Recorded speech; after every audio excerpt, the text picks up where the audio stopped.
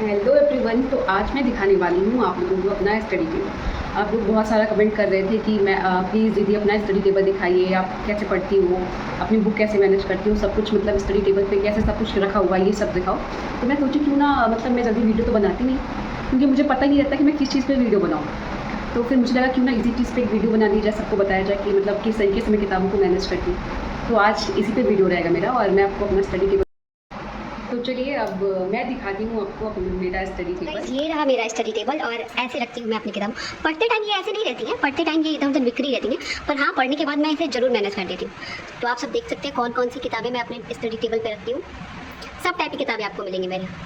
और इन किताबों को देख करके आप प्लीज़ अंदाज़ा मत लगाइए मैं किस चीज़ की तैयारी करती हूँ, क्योंकि आप नहीं लगा पाएंगे। ऐसे यहाँ पे मैप लगा हुआ है, और सच में ये मैप लगाना सिर्फ शो के लिए नहीं होता है, ये वाकई फ़ायदेमंद होता है। आप भी लगाइए, और अगर कोई चीज़ ऐसा है, कोई कंट्री ऐसी आ रही है या फिर करंट न्यूज़ में या कहीं पे भी, तो ज़रूर उसको देखिएगा।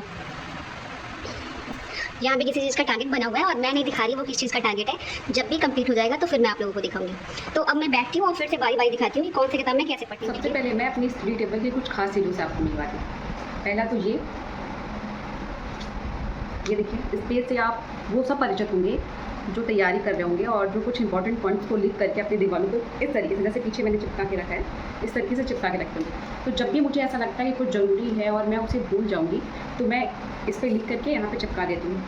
और कोई भी एग्ज़ाम मेरा पास रहता है तो उसके लिए भी मैं यही चीज़ करती हूँ कि जितने डे बचे रहते हैं यहाँ पे, जैसे इस वाले पे ये डेट लिखा हुआ है कि कुछ दिन है बचे मेरे पास उस एग्ज़ाम के लिए, बाकी तो कट गया है, तो कुछ दिन बचे हैं। तो आप लोग भी चाहें तो खुद को मोटिवेट करने के लिए कि कितने दिन हैं आपके पास और कितने दिन की तैयारी आपको करनी है, इस चीज़ को ध्यान में रखने के लिए ऐसा नोट बना सकते हैं। दूसरा है ये डायरी, ये तो ख़त्म हो गई है, पूरे पेज इसके भर चुके हैं। दूसरा इसको दिखाती हूँ मैं, ये इस पर क्या है कि आप डेली का टारगेट, ये डायरी मेरी कास्ता कंपनी की है जिससे कोई मतलब नहीं है, ये किस काम आ रही है ये चीज़ मैं आपको बता रही हूँ। तो इस डायरी पे मैं डेली का टारगेट बनाती हूँ। जैसे ये देखिए, आपको दिख रहा होगा यहाँ पे डेली का टारगेट बनता है।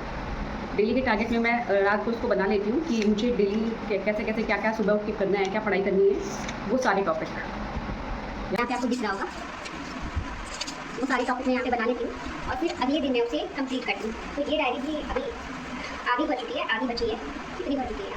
तो डेली का टारगेट बनाने के लिए आप ऐसी, मतलब पता है पढ़ाई एक एडवेंचरस चीज़ है जिसमें बहुत ज़्यादा इंटरेस्टिंग बना सकते हैं। अगर आप डेली एक चीज़ पढ़ते हैं, लगातार पढ़ते हैं, तो आप शायद उठ जाते हैं, है ना। मैं भी उठ जाती हूँ, और ऐसा भी नहीं है कि मैं बहुत कभी सक्सेस हूँ, मैं भी आप लोगों की तरह एस्पिरेंट हूँ। पर जो लोग पढ़ाई से थक जाते हैं, मैं उनके लिए बस ये कहना चाहती हूँ कि पढ़ाई को बोझ लेके मत पढ़िए। आपके पास भी बहुत सारे टेंशन होंगे, मेरे पास भी बहुत सारे टेंशन है, बहुत सारा मेरे ऊपर भी प्रेशर है, पर पढ़ाई को बोझ लेके नहीं पढ़ सकते हैं। दूसरों की बातों को छोड़िए, कौन आपके बारे में क्या कहता है, फैमिली आपके बारे में क्या सोचती है, रिश्तेदार आपके बारे में क्या सोचते हैं, इससे आपको फर्क नहीं पड़ना चाहिए। हम अपने बारे में क्या सोचते हैं, ये चीज़ का ज़्यादा फर्क पड़ना चाहिए। तो मेरा काम क्या है, मैं सबसे पहले रात को सोने से पहले यही काम करती हूँ। सबसे पहले अपना टारगेट बनाती हूँ सुबह का, जैसा कि मैंने आप लोगों को दिखा भी दिया। तो अगले दिन का काम मेरा ये होता है कि ये टारगेट कंप्लीट होना चाहिए।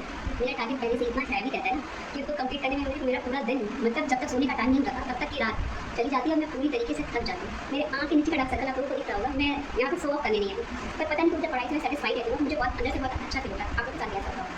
बाकी इसकी सारी किताबों को मैं आपको दिखाऊँ, इस बुक से तो हर कोई होगा ना, एसएससी का हर कोई, हर एस्पिरेंट जो भी जिस भी एग्जाम में इंग्लिश आती होगी वो तो इस बुक को बहुत अच्छे तरीके से जानता होगा, है ना। तो ये है मेरे पास बुक। उसके बाद